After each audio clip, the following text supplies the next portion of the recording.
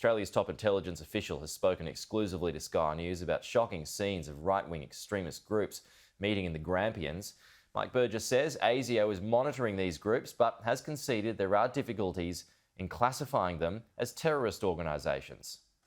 When they're together in their clubhouses or when they're talking in the Grampians, they know what to say and do, they know not to step over the law. Mike Burgess is the Director-General of ASIO, the nation's foremost intelligence and security organisation. Like most Australians, he found the gathering of right-wing extremists in the Grampians abhorrent. Unlike most Australians, his organisation knew it was going ahead before it happened. That's right, we're watching. Over the Australia Day long weekend, nearly 30 far right-wing extremists gathered in the Grampians in Victoria's West for what they called a training exercise.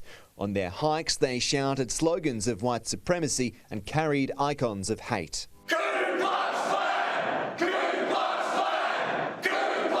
Concerned locals called police on multiple occasions, first here to the lake where the group was camping and then later on in town. But officers were powerless to do anything as technically the group was not breaking any laws.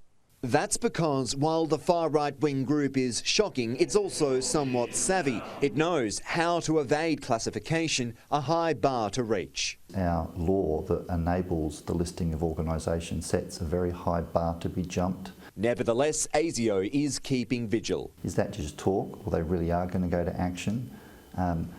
Identify those who are going to conduct harm and have them dealt with. But some want government to take steps to disrupt this behaviour before it reaches the level of terrorism. The Racial and Religious Tolerance Act has been failing to deliver upon its purposes and objectives. There have been just 2 prosecutions over the past 15 years under anti-vilification laws in Victoria.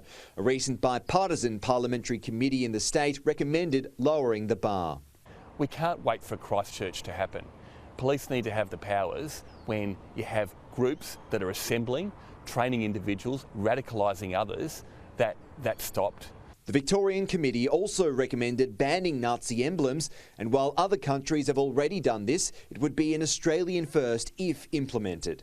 We can't have these neo-Nazi groups hiding behind a Nazi swastika anymore. Absolutely. This is an opportunity for Victoria to lead and most importantly set a standard that the evil symbols of Nazi and swastika is not welcome in Victoria. For now, these groups can continue to skirt a very fine line, and the fear is that one day that line may be crossed and tragedy will follow.